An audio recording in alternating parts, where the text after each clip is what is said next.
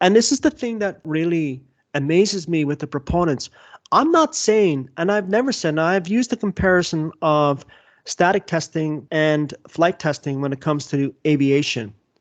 Yeah. And I've made that point. Now, I'm not saying that they should do a comparable amount of testing when it came to the Saturn V rocket, only for the fact that we're talking enormous expenditures. But they didn't even match their own testing standards when it came to the Saturn 1B rocket, which, as you said earlier, is a much smaller, less powerful rocket. They actually did several unmanned launches of that to get it right, to make sure the engines were working properly. They didn't even match that with the Saturn V. And that's what really, really is baffling to a lot of people, is that they didn't even meet their own standards that they had set themselves. No, good point. It's a good point. It's a point that a lot more people are picking up on. Now there's more interest in the whole Apollo program, given that the Artemis program is ongoing. We've had one launch of the Artemis rocket, which looks like a version of the space shuttle. Yeah. Big central fuel tank with 2 solid fuel boosters either side. It looks okay. It's a bit bigger than the space shuttle. But the space shuttle was developed in 1981. That was when it first launched. They didn't use anything from Apollo. They didn't use the F1 engines.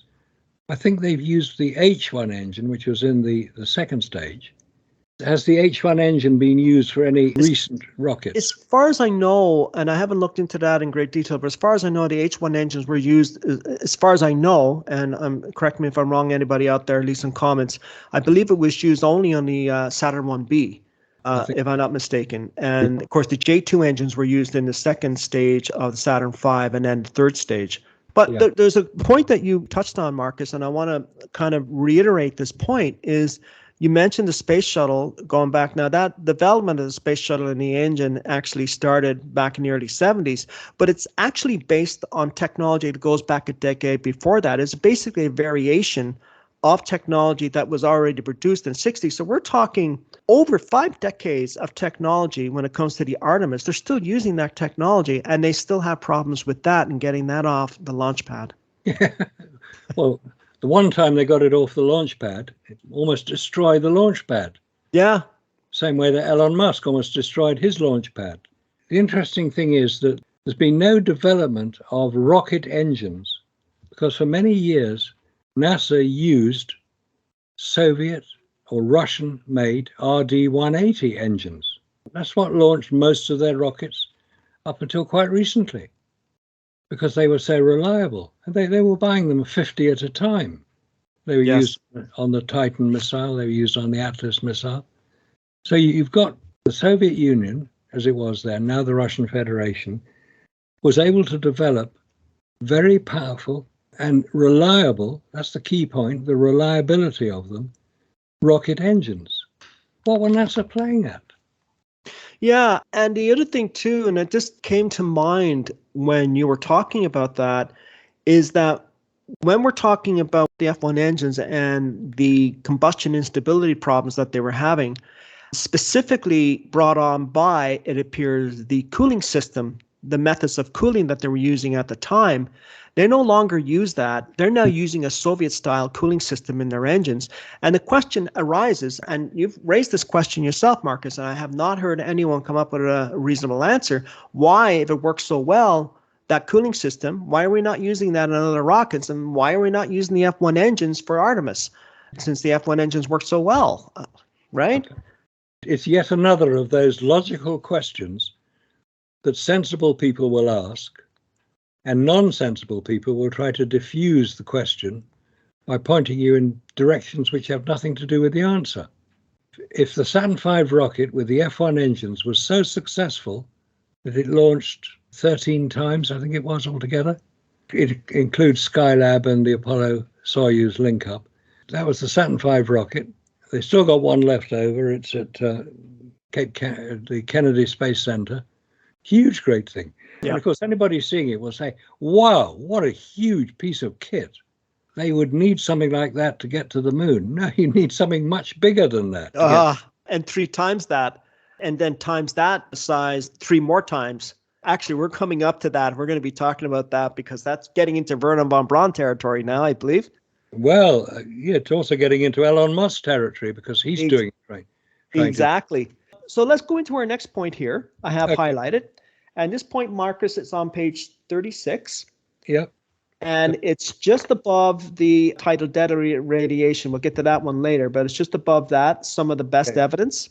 Yep, got it. Some of the best evidence proving the fraudulent lunar landings is the fact that in December of 2014, NASA sent its new Orion spacecraft uncrewed directly into the Van Allen radiation belts, a deadly 30,000-mile thick radiation field that starts at about 1,000 miles. That is above Earth, which is about 650 miles, 1,050 kilometers, above the highest of all other manned space missions in history, except the claimed Apollo astronauts, who would have had to travel through this deadly radiation field twice for each mission, once to the moon and once back. So I think what I'm reading from that is it's a problem now, but wasn't a problem then. Yeah, exactly. Good point. Because a lot more people are now aware of what space consists of, because we've taken an interest in it. All the people researching Apollo have taken an interest in it because it's part of the whole summary of space travel. Yeah. Space travel is a dangerous thing to do for humans. I mean, we're delicate little creatures, us humans. We're very good at living on Earth under 14.7 pounds per square inch of atmospheric pressure. We don't notice it because it's all around us. Get into space, there's no pressure. Space is a vacuum. There's nothing there. So we've got this whole idea that space travel is just sort of a matter of getting up there, getting into orbit. No, it's not. You've got to have your protection. Not just against radiation, you've got to have protection against the vacuum as well. And that is not evident. In fact, it's conspicuous by its absence. Any protection against vacuum, which has known properties, create a vacuum chamber here on Earth, and there are certain things which will happen. Liquids will boil, otherwise known as outgassing. Metals will cold weld, fuse together for the same reason, because they're outgassing. That's conspicuous by its absence. People talk about radiation because it's rather hard to avoid it, and it was first discussed by James Van Allen, after whom the belts are named, in Scientific American in March 1959, where he said that space travel would be dangerous unless protection was offered. He recanted that 10 years ago, under pressure. He said, no, I didn't say that. Yes, he did. He said it was a dangerous place to go. Well, actually, that leads into the next point here, which I'd like to expand on that. Yeah. Page 37, right down on the very bottom on the left-hand side, James Van Allen, and this is his quote.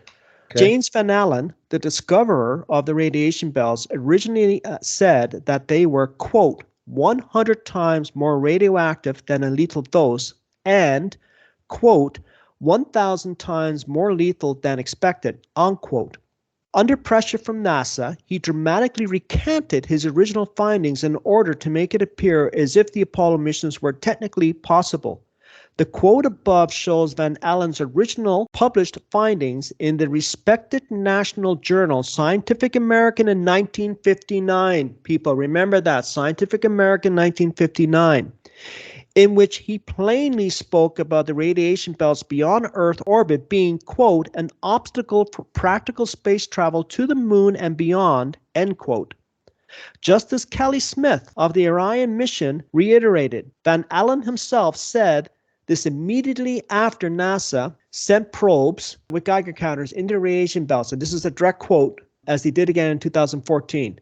And this is again a direct quote from Van Allen himself. Quote, our measurements show that the maximum radiation level as of 1958 is equivalent to between 10 and 100 roentgens per hour, depending on the still undetermined proportion of protons to electrons.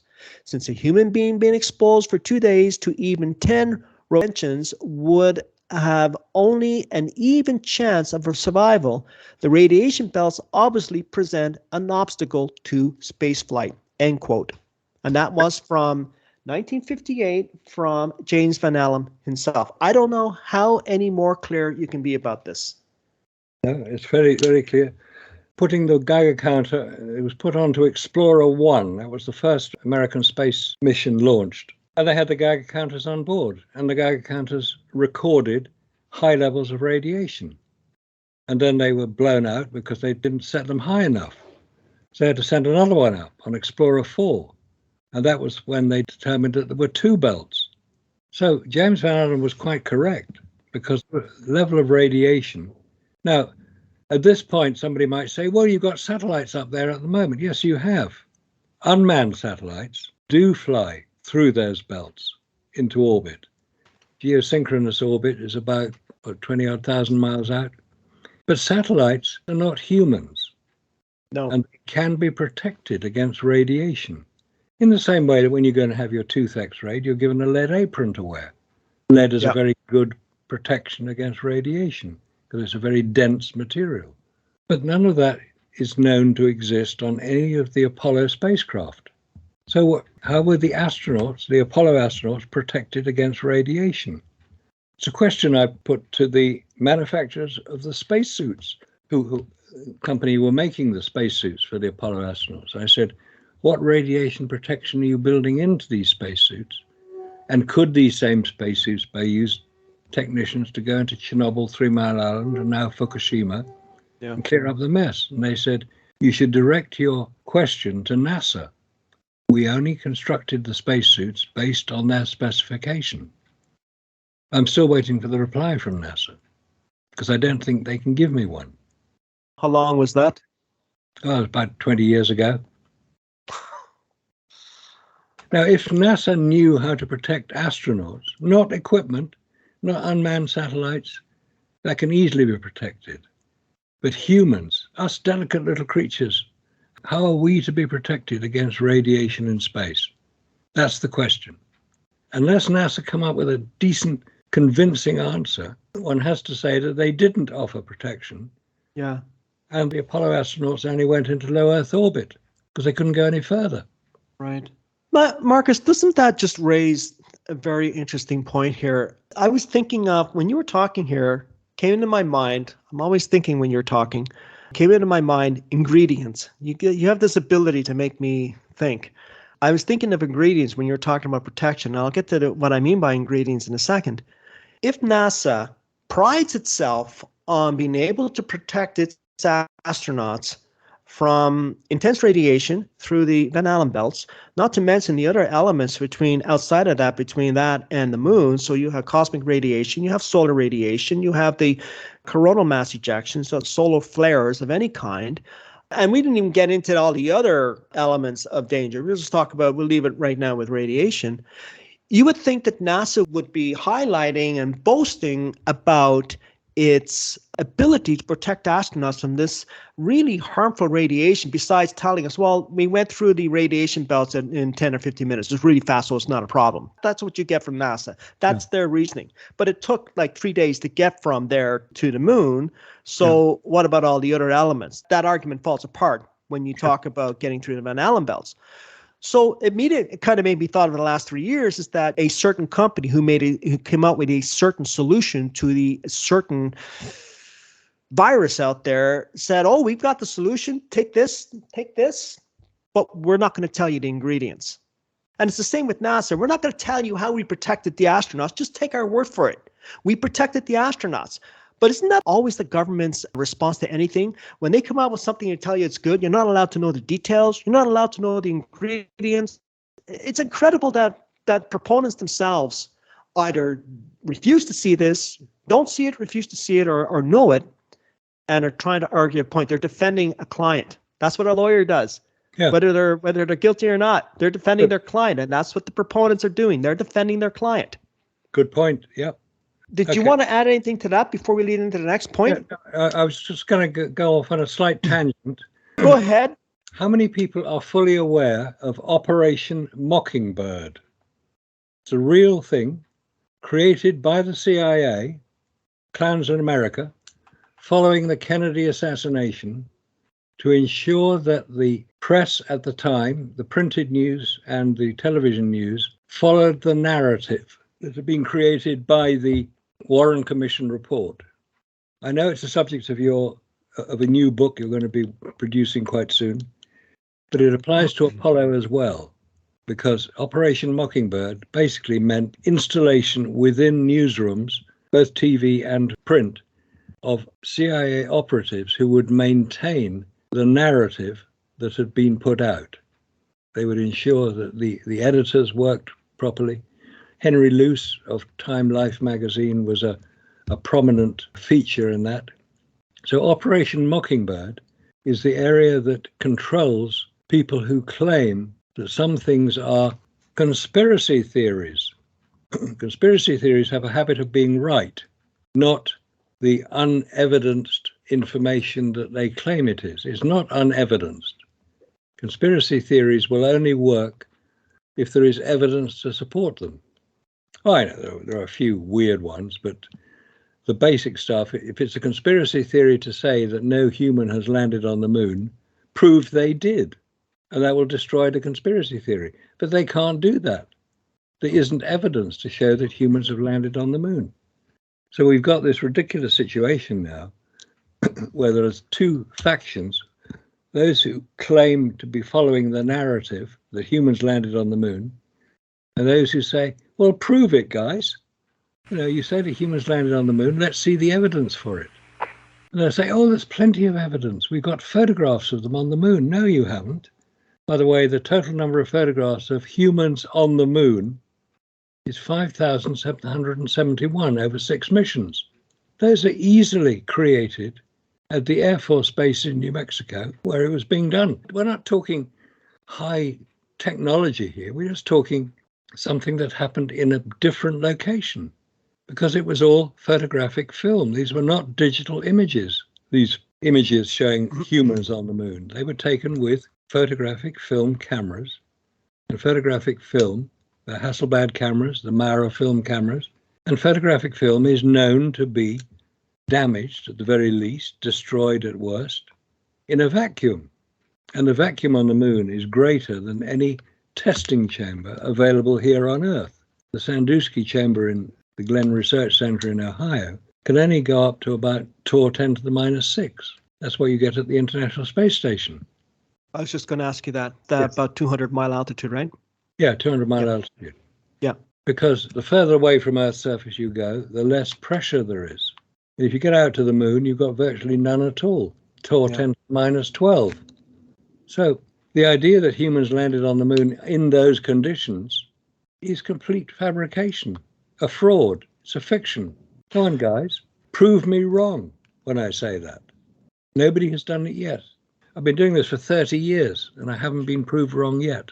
And I'm getting a lot of comments from viewers about that comment you made over and over. They keep saying how you keep saying, prove me wrong. And they keep constantly flashing back to where they claim you said the opposite. And I keep telling them that, number one, we don't really know what happened there. And so what? 20 years ago, if Marcus had that opinion, I had that opinion. I don't have that opinion any longer. I have evolved, and the more I learn, the more my opinion changes. If that's the only argument that they have, then they have nothing. They have nothing to come back with. For the viewers out there, I don't want to get into this subject right now, but Marcus mentioned Henry Luce from Life magazine. Yes, I am writing a book. It's half done on the JFK assassination. I will talk about that in a later video. I don't want to get into that right here, but I did want to add one point before we move on, and it was a very good point. I don't know if Henry Luce was the owner of Life magazine at the time Kennedy was assassinated, but it's interesting to note that Life magazine has always been a corrupt magazine. They've been owned by the deep state, and they got their hands on the Zapruder film, and then they kept that hidden for almost 15 years.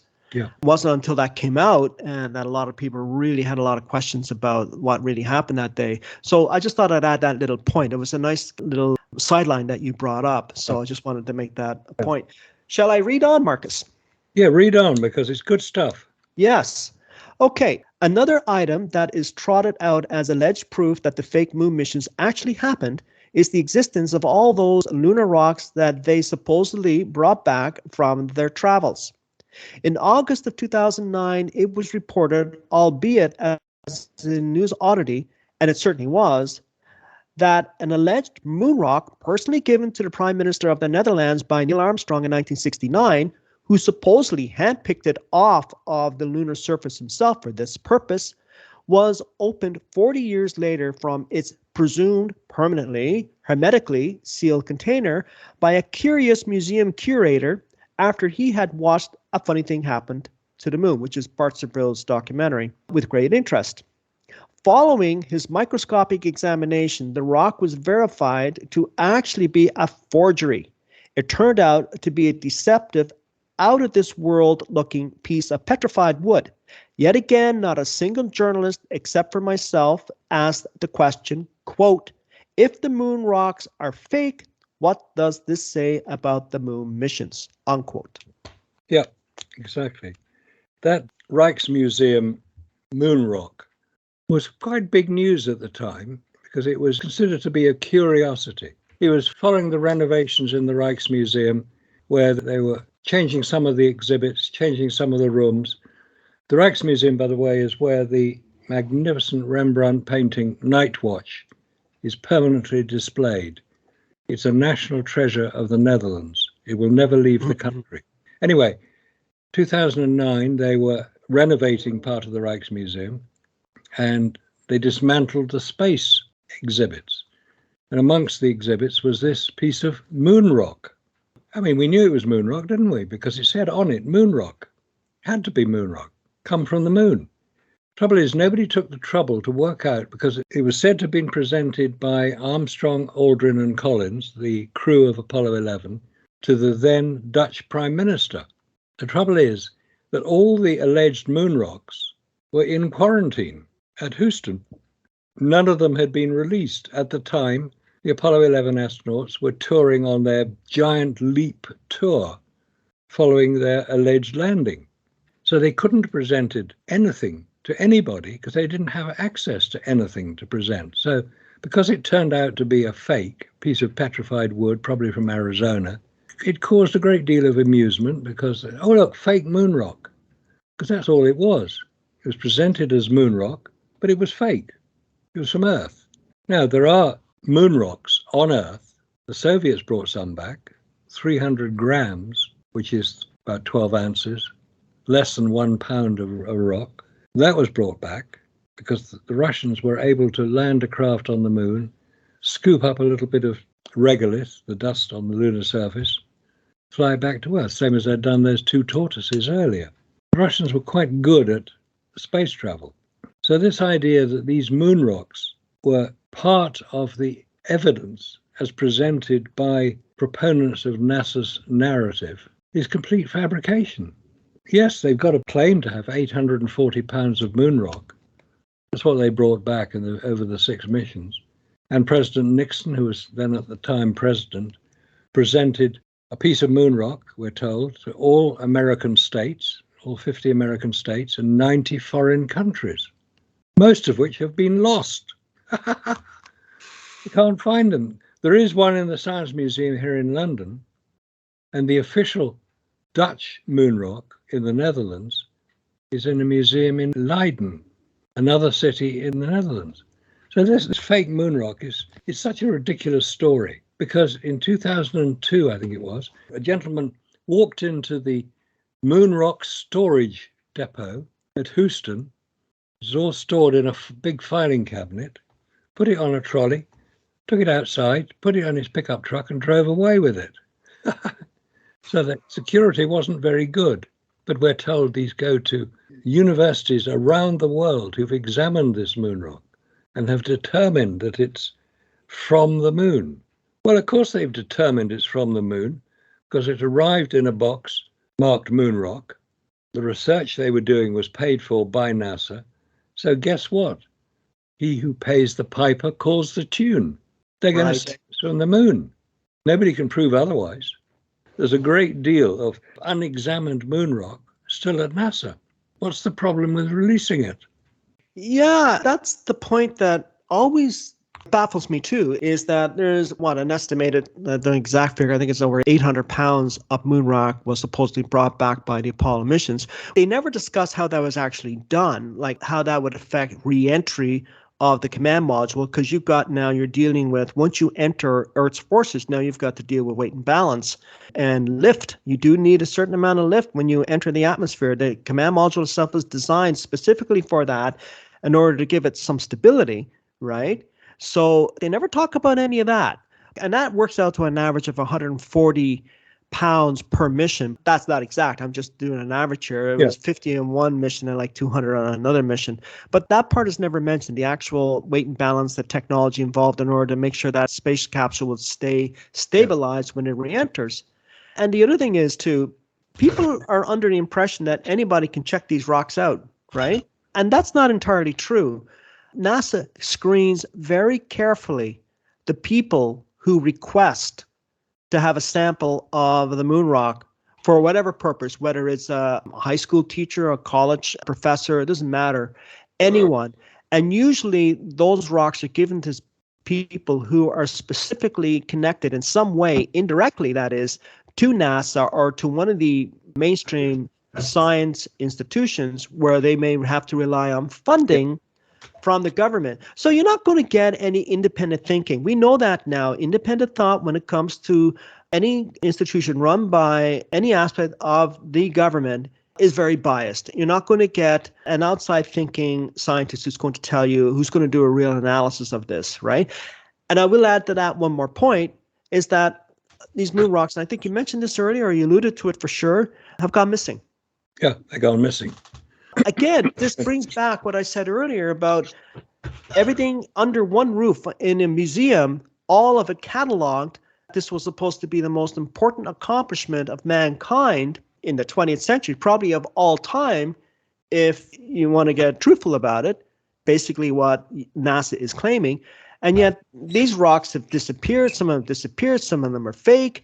People do not get access to these rocks. And then they have 700 pounds of rock that are just sitting there. What are they sitting there for? What are they hiding? Marcus has the proof right here. Here's my piece of moon rock. Prove it's not. I say it's a piece of moon rock. How do I know it's a piece of moon rock? Because I say so. Exactly. Yeah. I love it. It's technically called breccia, which is an accumulation of different parts of the Earth's crust, because that's where it came from. But isn't that the point, though, that you're actually making, is that their proof is because I say so? Yeah. And I say it's a piece of moon rock. Exactly. Look at it. It's rather good. It looks like what we expect moon rock to look like. Yeah. Okay, Marcus, moving on. So this is at the top of page 38. Yeah, got it.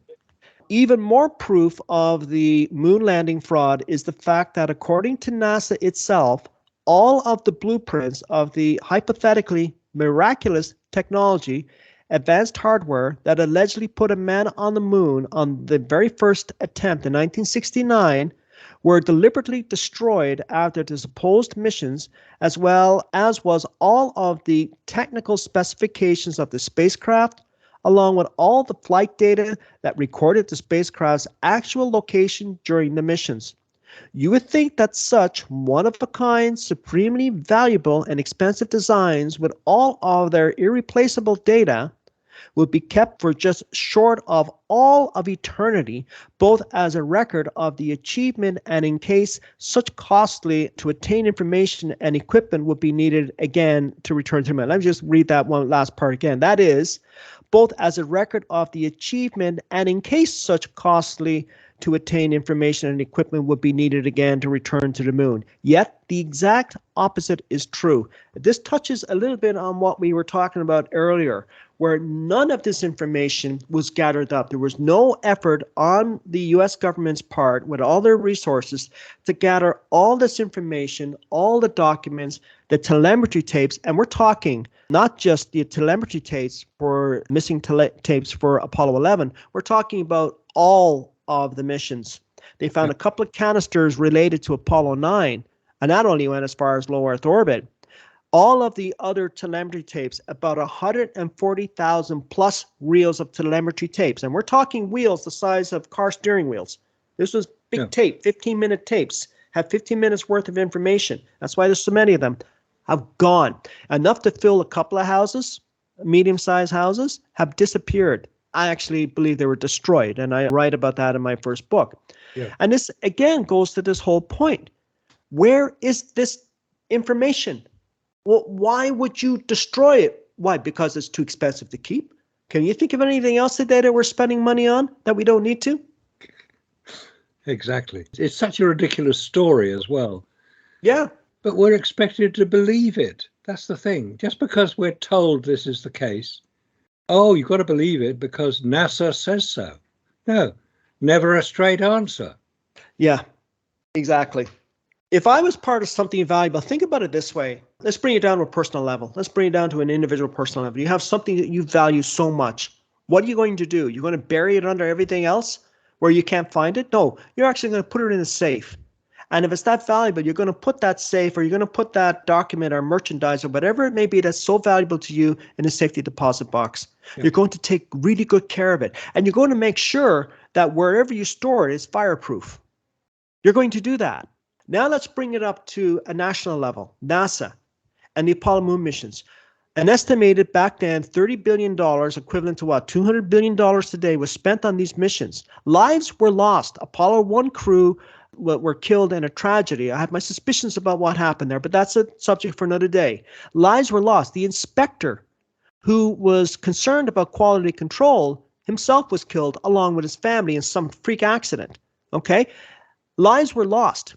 And then you had the enormous expenditure and the enormous resources that were put into this from an estimated as 400,000 people that had no idea what the end game was. Everybody was working on their little part, right? The backing of an entire nation, the United States and the world, at least initially, not now, but at least initially, and they couldn't find the resources to put all this document that Bart Sabril has just mentioned here under one roof, under one museum, the Apollo Moon Missions Museum. They couldn't find the resources to collect all this data. Sorry, folks. That smells to me.